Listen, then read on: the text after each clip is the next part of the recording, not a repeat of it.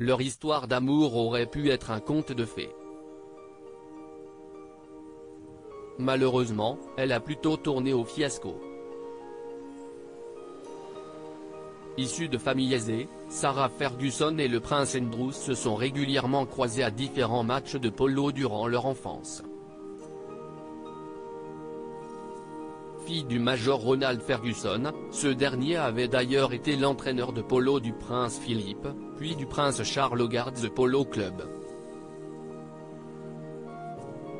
Ce n'est qu'en 1985 lors de la réunion hippique du Royal Ascot que la relation de Sarah Ferguson et du prince Andrew semble prendre un tournant romantique.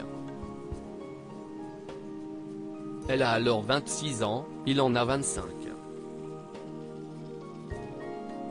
L'année suivante, le 17 mars 1986, le couple annonce ses fiançailles.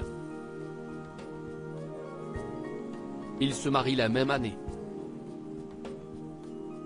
Amoureux, le prince Andrew offre à sa belle une bague comportant un rubis cerclé de diamants, clin d'œil subtil à sa crinière rousse flamboyante. Ensemble, ils ont 2 filles, les princesses Béatrice, née le 8 août 1988, et Eugénie Dioc, née le 23 mars 1990.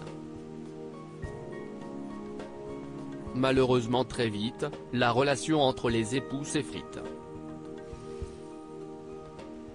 Surnommée Duchess of Pork par les Anglais en raison de ses kilos, Sarah Ferguson est fréquemment photographiée avec d'autres hommes, sans doute lassée d'un mari trop absent. Le 19 mars 1992, année horribilis selon la reine Elisabeth II, le couple annonce son divorce. Quelques mois plus tard, des photos de la duchesse d'York en train de prendre un bain de soleil seins nus et de se faire lécher les pieds par son conseiller financier, l'américain John Bryan, font surface.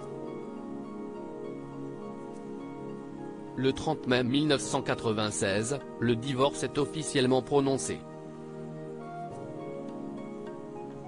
Récemment, le prince Andrew a de nouveau été dans la tourmente après que Virginia Giuffre, première femme à avoir levé le voile sur le réseau de prostitution mené par Jeffrey Epstein, a détaillé les agissements du prince Andrew qui se seraient produits alors qu'elle était encore mineure. Dans un passage de son autobiographie dont un extrait a été révélé par Point de Vue en juin 2022, elle indique « Il m'a touché les seins, les fesses. Il n'était pas mon type mais j'avais été entraîné à ne pas montrer mes émotions et à faire ce qui était attendu. Il a commencé à me lécher les pieds. Ce furent les 10 minutes les plus longues de ma vie. »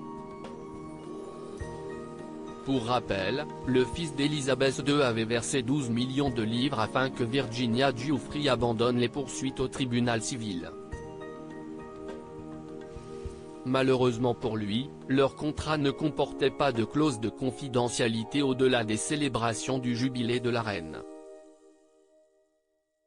Désormais passée, la militante peut parler librement du trafic sexuel dont elle a fait partie.